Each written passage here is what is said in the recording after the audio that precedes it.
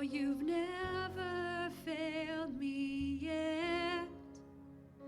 I never will forget. You've never failed me yet. I never will forget.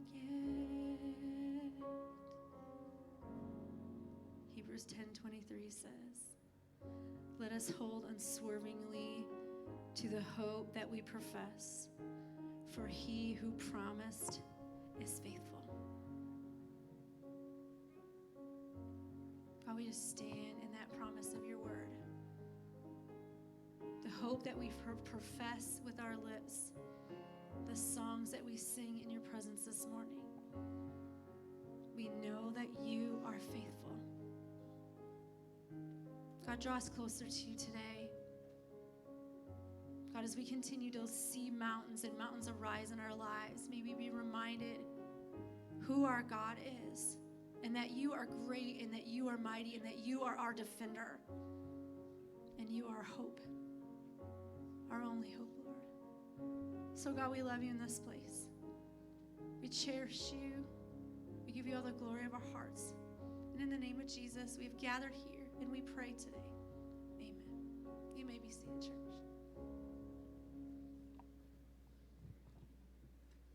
Good morning, New Life.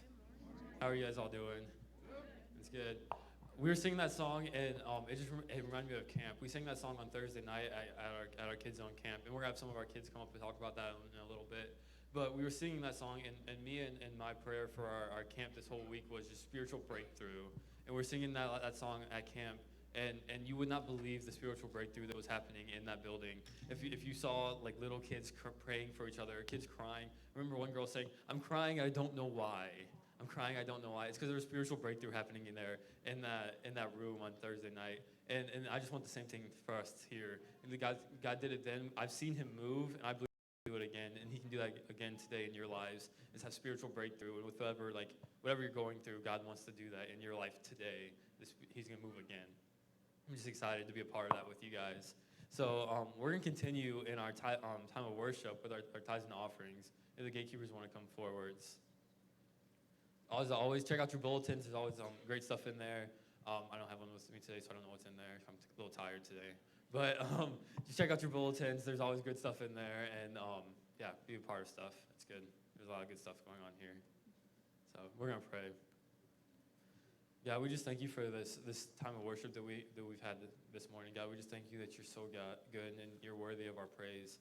God, we thank you that you're always moving, God, that we've seen you move, and we believe that you're going to do it again, God. And we just are thankful for your presence in this place this morning. God, we thank you for this time that we were able to give back to you a little bit of what you've given us, God. And we thank you that you're just always providing, God. You're such a good Father, and that we just give back to you. We just pray you bless the giver as they give, God, and just let your kingdom expand. We love you, and we pray this in Jesus' name. Amen. All right, so we have some of our Kids on Camp kids here. So if any of you guys want to come forwards, if you want to just say anything, we're going to just give the mic over to them.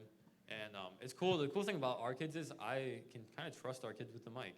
I know that they're spiritually mature even at a young age. So I'm not really nervous to give them the mic. So you guys can come forward. Nora, I know you said you wanted to come.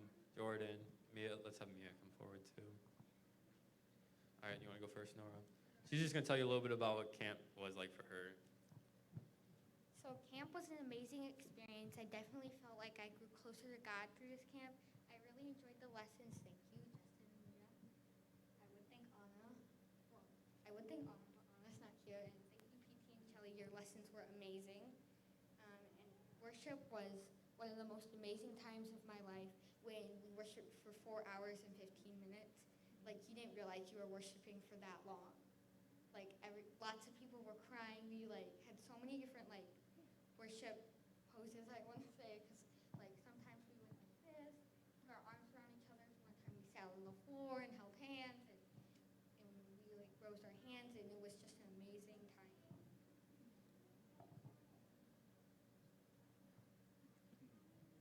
It was really fun.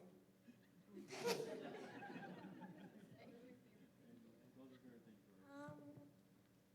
have a lot of favorite things.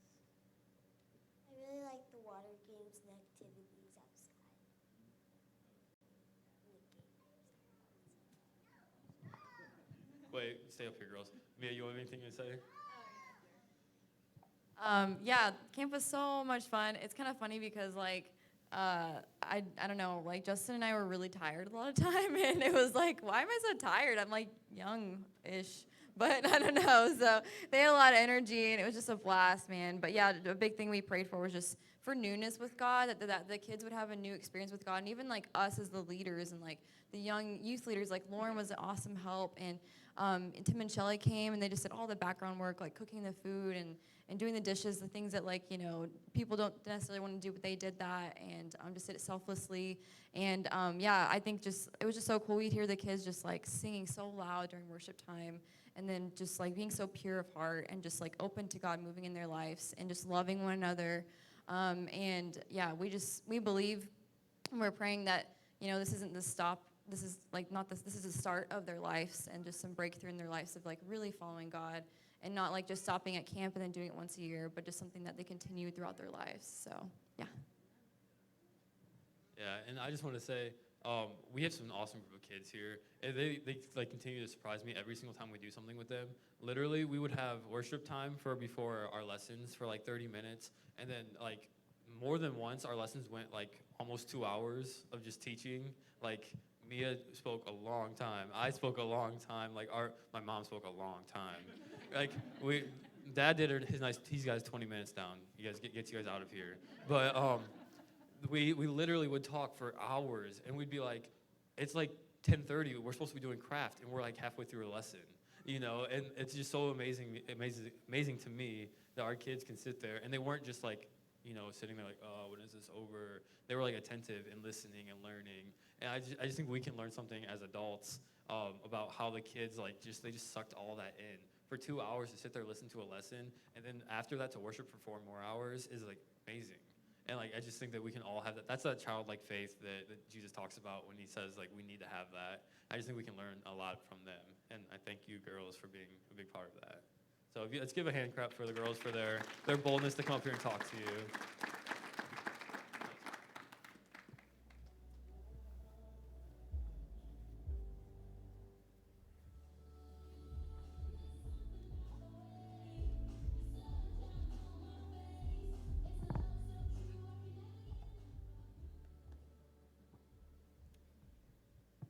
Dear God, thank you for this day that anybody who's sick or hurt can be healed. We pray for Ben that you would be with him and give him healing. We pray for Ashley that you would be with her and that she could travel safe and have fun on her trip, but also teach lots of people about you. We thank you for this experience to go to camp and for everybody to be able to go to camp. In Jesus' name, amen.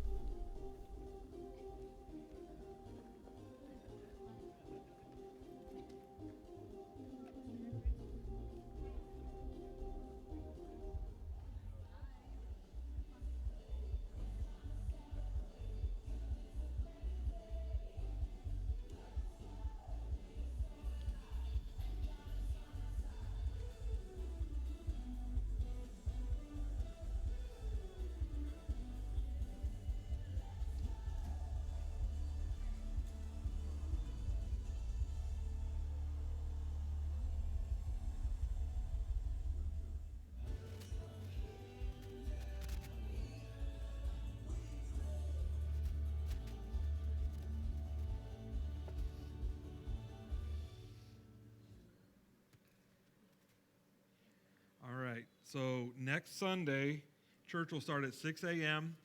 and go till noon. And the kids will lead us. No, amen. And when we say that, when Justin and Mia were sharing that about the worship, these kids worship their brains out. It was watching them, and my day that I got to teach, I just sat in the back, and I'm becoming that old pastor that stands in the back while the kids worship. And I'm sitting there going, this is amazing. These kids would worship. They weren't running around. They weren't hitting each other. Trust me, we've done youth group and children's ministry for a long time. We watched a lot of kids run around and hit each other during worship. We watched a lot of craziness. But these kids were worshiping, their hands raised in tears or excited or clapping or singing along with everything that was happening. And they would pray, and and I'm sitting there going, I don't pray this well. And I just want to just thank everyone for their support of our children's ministry, Kids Zone, and our youth group. This summer has been amazing. Of the mission trip to Detroit, the VBS and Kids Zone Camp, a lot of you don't get to see it. A lot of you don't get to experience it. And a lot of you maybe not even see a lot on Facebook. But what I want you to know is God is moving in these kids. God is doing an amazing work. We had a ton of help that did a great job. And the neat thing about this year's camp, I don't want to give too much, keep going on it. I got to preach here. But the neat thing about this year's camp was most of our staff were kids, 18 and under. And they did a great job too. And we just are very thankful for all the staff and everyone who helped drive and different things. So camp did a great job. I want to give our leaders a big hand on that.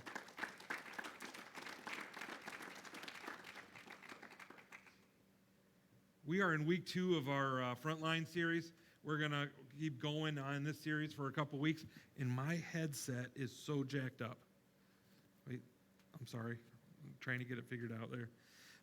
We're in our Frontline series, week 2. And last week we looked at worship being our front line of our defense. And one of the things that we need to do is be a people of worship and understanding that worship is warfare.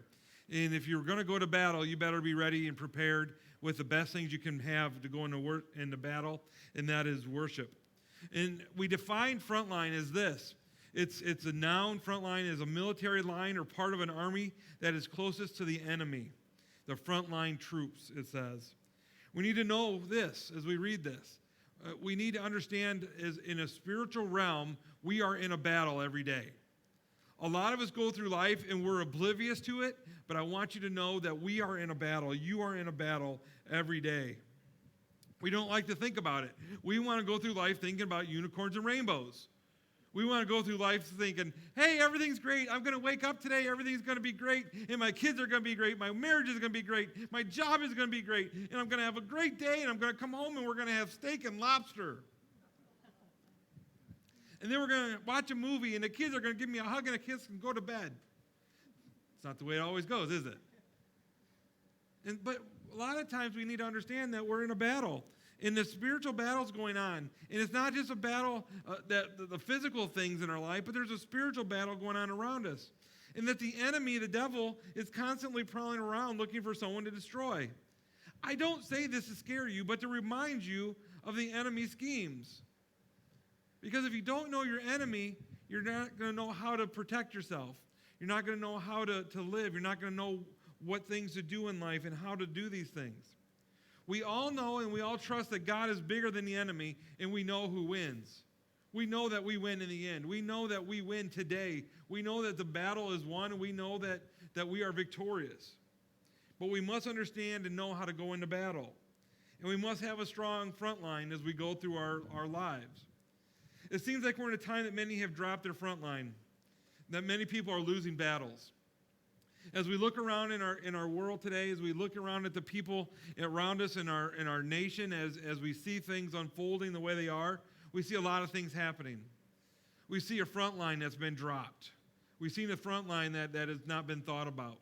And what happens is when Christians in the church itself, in the universal church, drops its front line of worship being warfare, and what we're going to talk about today, we see bad things happen. And what we see happening in the church today is this, and to be honest with, is we see children leaving the faith. We see people and their children that have been Christians in their heritage, who have loved God with all their hearts. We see children that are leaving the faith. They're being deceived into the world's way of thinking. They're being deceived in the way that the enemy wants them to go. Not only do we see children leaving the faith, we see adults leaving the faith. We see adults saying, it's not worth it. I'm not going to go through this. I'm not going to love God. I'm going to do what I want to do, and I'm going to be free. And also a lot of what's happening around us is we see a lot of immorality happening in the world. Wickedness is now is common and accepted. We see a lot of lack of a moral compass in our world today. We see things on the news. We see things around us. We go into crowds. I had a conversation with Amy today, and she talked about the crowd that she was in last night and all the stuff that was happening around her. She just can't believe that some of the things, the world that we live in, that you see now and that you hear when you're out in public. Why is that happening? That's happening because we're seeing a moral breakdown in all these things because we're seeing people's front line change. People's front line is going away. They don't have a great trust in God. They don't have society is not honoring God and living his way, or they put very little importance on it.